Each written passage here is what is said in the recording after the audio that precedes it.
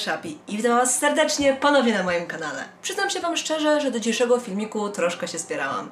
I może o tym świadczyć fakt, że na przykład nagrywam ten film już drugi raz, ponieważ uznałam, że poprzedni nie był wystarczająco dobry. A temat dzisiaj jest ciężki.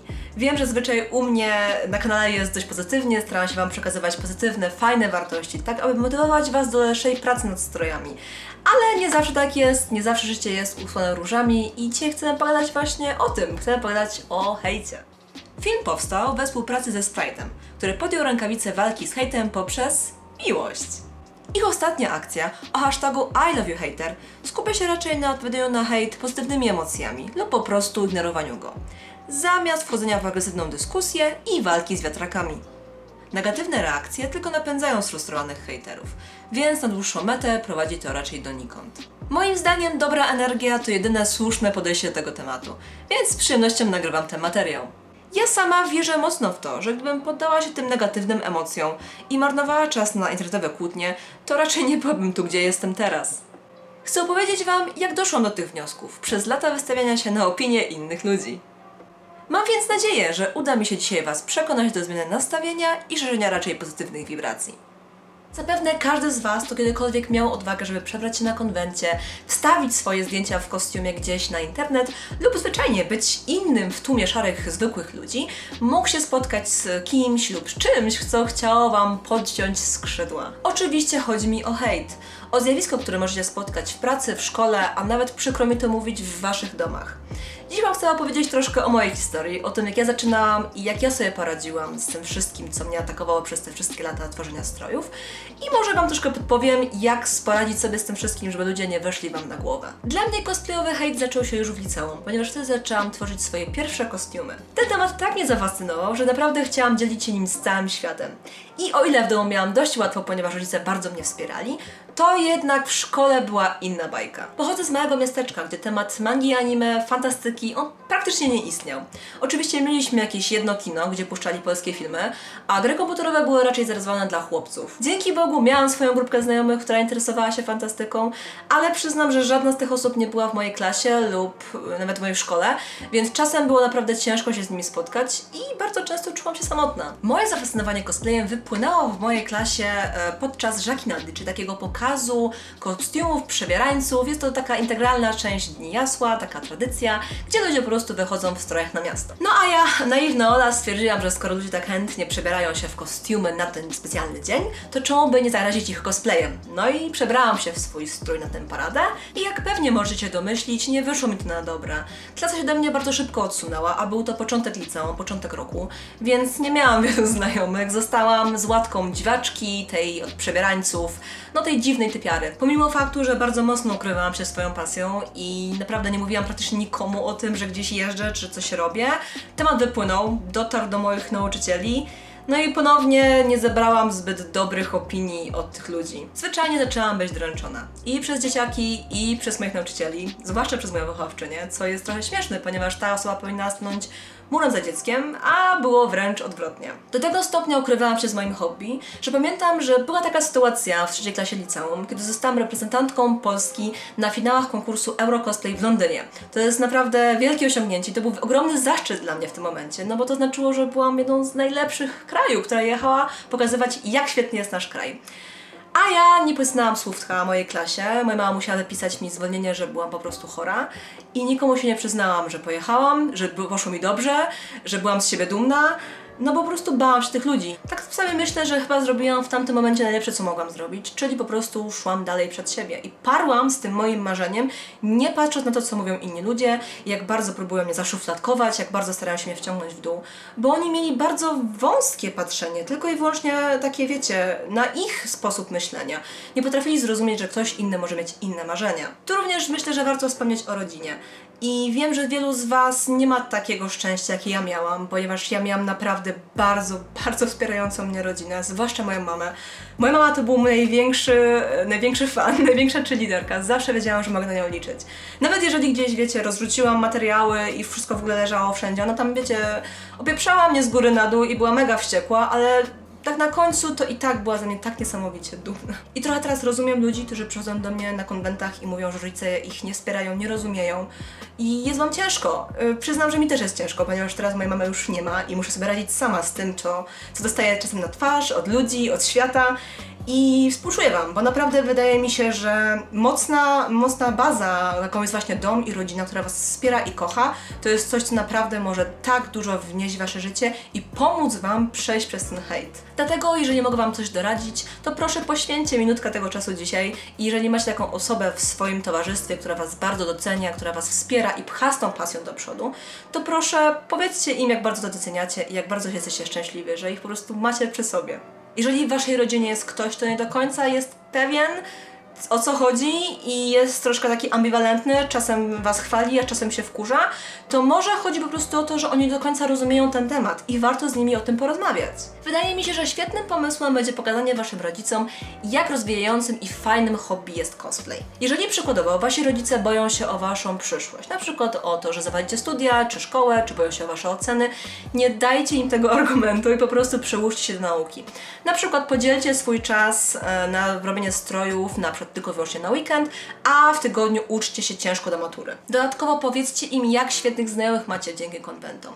Jak bardzo się rozwinęliście technicznie, jak potraficie sobie na przykład uszyć jakieś ubranie, albo pomalować coś w domu, albo naprawić coś w domu, lub na przykład macie lepszą wymowę i nie boicie się już występów scenicznych, ponieważ byliście na konkursie cosplay. To wszystko może wam bardzo pomóc w życiu i są to takie naprawdę namacalne, konkretne przykłady, co cosplay wam dał. Jeżeli natomiast jesteście w tej grupie, w której wasza najbliższa rodzina, wasi znajomi po prostu starają się was ściągnąć w dół, starają się was odciągnąć od tego, co robicie, starają się was wyszydzić i wyśmiać, to jest mi po prostu bardzo przykro i mam dla was trochę taką może kontrowersyjną radę, czyli po prostu odetnijcie się od tego. Oczywiście ja zdaję sobie z tego sprawę, że to, co mówię, może być troszkę kontrowersyjne, ponieważ nie każdy ma warunki lub odporność psychiczną, żeby po prostu nie przejmować się tym, co mówią wasi rodzice czy wasi najbliżsi i iść dalej robić swoje. Oczywiście, ja to wiem, ale ciągle wydaje mi się i mam takie przekonanie, że jeżeli coś się bardzo kocha i na czymś po prostu ci bardzo zależy, to warto o to walczyć. Zwłaszcza, że to nie wasi rodzice, nie wasi koledzy ani babcie będą żyć waszym życiem. To jest wasze życie, to są wasze wybory i to, jak wy je przeżyjecie, jest tylko i wyłącznie w waszej kwestii. Więc czemu mamy się poddawać komuś, kto chce nam układać nasze najbliższe dni i wybory?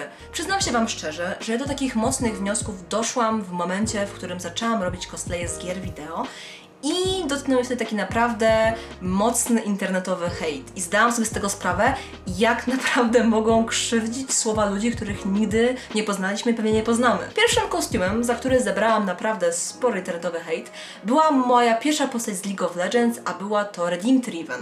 Zrobiłam ten kostium na IM Katowice w 2014 roku i dodatkowo w tym stroju wygrałam nawet konkurs cosplay. Byłam z siebie naprawdę strasznie dumna, bo ten kostium był jednym z moich ulubionych, które wtedy zrobiłam. Niestety nastoletni fani tej gry sądzili inaczej. I kiedy moje zdjęcia trafiły na strony typu fake, czy wykop, czy demotywatory, no oczytałam się nieco o sobie. Byłam brzydka, byłam okropnie gruba, byłam obleśna, wyglądałam jak facet, w ogóle byłam jakąś wariatką. Słuchajcie, no epitetów było naprawdę sporo i chyba większość z nich już wyparłam z pamięci. I ponownie tutaj chcę być przed wami szczera, nawet jeżeli mam się potem popłakać. Bardzo było mi ciężko. Nabawiłam się okropnych kompleksów i przestałam wierzyć w siebie, ponieważ myślałam, że skoro ci ludzie tak bardzo mnie nienawidzą, to coś musi być ze mną nie tak. Nawet gdy miałam ogromne wsparcie moich znajomych, moich przyjaciół, rodziny, wszyscy mówili mi, że jest super, Ola, nie przejmuj się.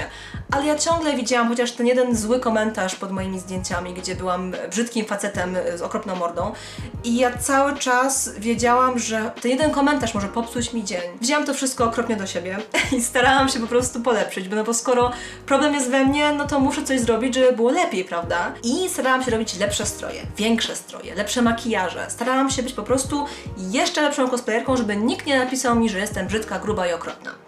No ale ja robiłam te stroje i wydawało mi się, że robiłam je lepsze, a ciągle ci ludzie byli. I byli coraz bardziej zaciekli i coraz bardziej wredni. I wtedy zdałam sobie z tego sprawę, że nieważne jak bardzo będę się starać i jak bardzo będę starała się pod nich, nie wiem, schudnąć, poprawić swój wygląd, poprawić swoje stroje, mieć stroje bardziej w zbroi albo stroje bardziej z cyckami na wierzchu. Nieważne co zrobię. I tak dla kogoś to nie będzie wystarczająco i ciągle dla kogoś będę brzydka i zła. I wtedy zdałam sobie z tego sprawę, że ja jestem od nich lepsza. I nie chodzi mi o to, że jestem czapki, jestem lepsza. Nie. Chodzi mi o to, że ci ludzie siedząc te godziny za tym komputerem, ci anonimowi klikacze, oni tylko marnują swój czas na takim bezsensownym wylewaniu swoich kompleksów na ludzi, których nikt nie poznali. A ja w tym czasie rozwijam się, robię nowe kostiumy, jeżdżę na konwenty za granicę, poznaję świetnych ludzi, poznaję jakichś właśnie gości konwentowych, których bardzo często oni sami pewnie by chcieli poznać, a nie mają tych możliwości, ponieważ nic nie robią. A ja się staram i ciągle do przodu. I dzięki temu ja jestem przed nimi te 1, 2, 15 kroków w przód, a oni ciągle tkwią przed tym komputerem. Jeżeli poczytacie o zjawisku hejtu, o dręczeniu w szkole, w pracy, o bullyingu, o tym wszystkim, co sprawia, że ludzie męczą drugą osobę, to zdajcie sobie sprawę, że w większości przypadków ci ludzie, którzy właśnie dręczą, to oni mają ten problem, który nie potrafią sobie z nim poradzić i wylewają go na ludzi dookoła siebie. Są bardzo często sfrustrowani swoim życiem, tym, że coś im nie wychodzi i tym, że inni mają lepiej. I bardzo często jest taki mechanizm obronny, który sprawia, że ludzie ciągnąc w dół innych, myślą, że sami pójdą do góry. Nie zapominajmy również o środowisku, w którym się wychowaliśmy. Bardzo często zdarza się tak, że ludzie od najmłodszych wciskają nam, kogo mamy nienawidzić, jakiejś grupy społecznej, jakiejś nacji, jakiegoś koloru skóry. Dlatego ja osobiście uważam, że z takimi ludźmi nie warto jest dyskutować, o ile tacy ludzie nie chcą otworzyć swoich oczu i zrozumieć drugiej strony. Moim skromnym zdaniem nie ma nic złego w niezrozumieniu drugiej osoby, w jej pasji i życia. Bardziej wydaje mi się, że złe jest niechęć do rozumienia tej drugiej osoby i od razu zamknięcie się na żadne argumenty, które padają z jej ust. Ja sama nie potrafię trzymać urazy do moich hejterów. Naprawdę. Paru z nich spotkałam na żywo, na konwentach, w 4 oczy i zapytałam się ich, dlaczego tak piszą, dlaczego to robią. I paru z nich przyznało mi się, że po prostu mieli gorszy okres, ktoś im zmarł w rodzinie, po prostu musieli się gdzieś wyrzucić, no i trafiło na mnie. Dlatego co wam mogę poradzić? Nie walczcie z hejterami, nie dyskutujcie z nimi, nie dawajcie im pożywki i nie próbujcie wchodzić z nimi w jakąś polemikę, zwłaszcza w internecie. To nie ma sensu. Tylko i wyłącznie nakręcicie ich złość, ich toksyczność, będą starali się ściągnąć was w dół i jeszcze bardziej rozbuchać ten internetowy ogień. W tym momencie chciałam poruszyć temat ważny, jeżeli chodzi o cosplayową część internetu, czyli właśnie konstruktywna krytyka versus hejt. Przyznam szczerze, że wiele osób myli hejt z krytyką, zwłaszcza na internecie, a jest to duża różnica i wydaje mi się, że każdy z nas jest w stanie napisać naprawdę bardzo ładną, konstruktywną krytykę. Co mam na myśli?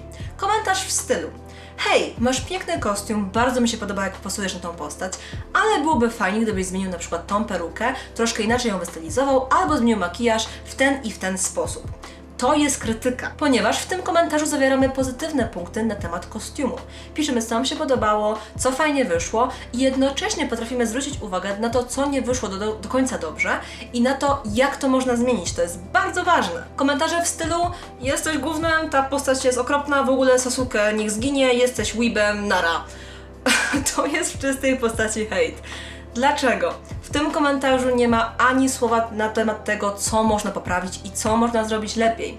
Natomiast są jakieś swoje prywatne wyjazdy, na przykład nie lubię tej postaci, no i okej, co z tego, że tej postaci nie lubisz, ale na przykład ta cosplayerka kocha tą postać i bardzo chce zrobić ten kostium, więc co ci do tego? Jak również komentarze na temat wyglądu, wagi ciała, wzrostu, jakichś cech, twarzy, których po prostu nie możemy zmienić, no bo tak się urodziliśmy, są naprawdę według mnie czystym hejtem, one nic nie wnoszą w dyskusji i naprawdę niewiele mogą pomóc tej osobie. Wydawało mi się, że cosplay raczej zasad nie ma, a jeżeli już jakieś istnieją, to szanujmy siebie nawzajem i bawmy się dobrze. Moim skromnym zdaniem, jeżeli cosplayer nie ma na celu nikogo obrazić i po prostu chce się przebrać za postać, którą kocha, to kim jesteśmy, żeby móc tego zabraniać? Więc może taka sugestia: nie mówmy innym ludziom, co mogą, a czego nie mogą robić. Jeżeli kogoś nie krzywdzą i nie proszą konkretnie o rady, co mogą zrobić lepiej, to może wstrzymajmy do jakiegoś wrednego komentarza. Jeżeli nie masz czegoś miłego do powiedzenia, to może po prostu nie mów nic. Przynajmniej ja żyję z takim przekonaniem i powiem wam szczerze, czuję się z tym o wiele lepiej. Wydaje mi się, że żyjemy w erze, w której każdy musi mieć swoje zdanie, najlepiej jak najbardziej krytyczne i dzięki social media oni mogą to wyrażać coraz bardziej, coraz głośniej, coraz bardziej toksycznie. Coraz więcej osób jest karmionymi tymi instagramowymi, wiecie, takimi sztucznymi kanałami piękna i starają się naciskać na cosplayerów, że są za mało atrakcyjni, że nie pasują, że nie powinni czegoś robić, ponieważ nie są wystarczająco idealni. A powiedzcie mi, zwłaszcza dziewczyny, co byście zrobiły, gdybyście spotkały na swojej drodze jakiegoś chłopca, nastoletniego chłopca, który większość swojego czasu spędza przed komputerem, wiecie, jedyne przedstawicielki płci przeciwnej, jakie widział w Neglige'u, to są panie zbudowane z pikselków i taki pan do was podchodzi i mówi: wiesz co, jesteś gruba i masz za małe cycki. No nie wiem jak wy, ale ja bym chyba wybuchnęła śmiechem, bo nie wiem, czy bym była w ukrytej kamerze, czy ten chłopak po prostu jest głupi. Skoro więc byśmy się nie przejęli takim chłopaczkiem na ulicy, to dlaczego mamy się przejmować takim chłopaczkiem na internecie? No bo to jest większość takich kozaków za komentarzami, które dostajemy. Po prostu miejmy nadzieję, że z tego wyrosną i nie przejmujmy się. Róbmy swoje. Nie dajmy się hejterom. Nie dajmy się wciągnąć w to toksyczne bagno szarości i smutnych kompleksów. Jesteśmy inni, jesteśmy kolorowi i nie ma w tym nic złego. Dlatego dzisiejszy filmik powstał zainspirowany akcją Sprite'a I Love You Hater, ponieważ naprawdę wierzę w to, że tylko i wyłącznie pozytywnym nastawieniem możemy poradzić sobie z tym, co się dzieje na internecie w tych czasach. Nie próbujmy wchodzić w dyskusję, polemikę, nie próbujmy tłumaczyć im czegoś, czego oni po prostu nie chcą zrozumieć. A dla mnie najlepszą odpowiedzią na hejt jest po prostu ignorowanie go i robienie swoich rzeczy dalej. Ewentualnie odpisanie im: hej, dzięki za komentarz, trzymaj się, serduszko. Dzisiejszy film nie miał na celu pokazać wam, że cosplayowy hejt to nic takiego, a wręcz przeciwnie. Chciałam wam powiedzieć, jak bardzo mnie było ciężko na samym początku i jak trudno było się przez to przebić. Jednocześnie wiem, że będzie lepiej, naprawdę będzie lepiej. Robicie sobie tą twardą dupę i nikt i nic was nie ruszy. Życzę wam, żeby to przyszło wcześniej niż później, bo wiem, że dużo osób poddaje się na pierwszych etapach tworzenia strojów, kiedy ten hejt dotyka was i zniechęca.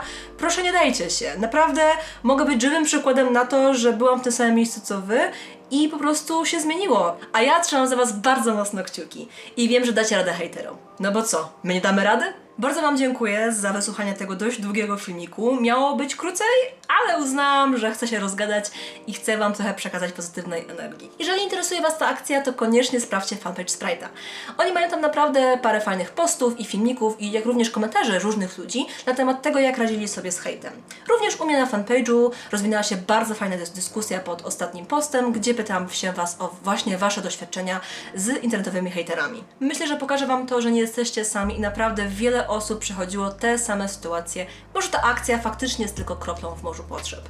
Ja wiem, że bardzo ciężko jest przekonać ludzi, zwłaszcza nasze polskie społeczeństwo, do tego, żeby akceptować inność, ale ja sama chcę być tą kroplą i chcę się dorzucić do tego, żebyśmy mogli faktycznie zacząć działać i mówić o tym, że hejt jest problemem, zwłaszcza u nas w cosplayu i musimy z tym walczyć. Dlatego proszę, piszcie komentarze, koniecznie powiedzcie mi o swoich doświadczeniach, waszych historiach, przeżyciach. Dajmy sobie wspólnie siłę i na pewno każdy komentarz przeczytam i postaram się być aktywna, żeby z wami właśnie o tym porozmawiać. I jeszcze raz dziękuję wam serdecznie za dzisiaj i polecam wam inne moje materiały, jak na przykład jakieś tutoriale czy pogadanki, jak również zapraszam was serdecznie do subskrypcji lub zostania moim patronem na Patronite. Kolejne filmiki już co środę, także zapraszam was serdecznie do zostania ze mną i oglądania dalej. Więc do zobaczenia! Buźka!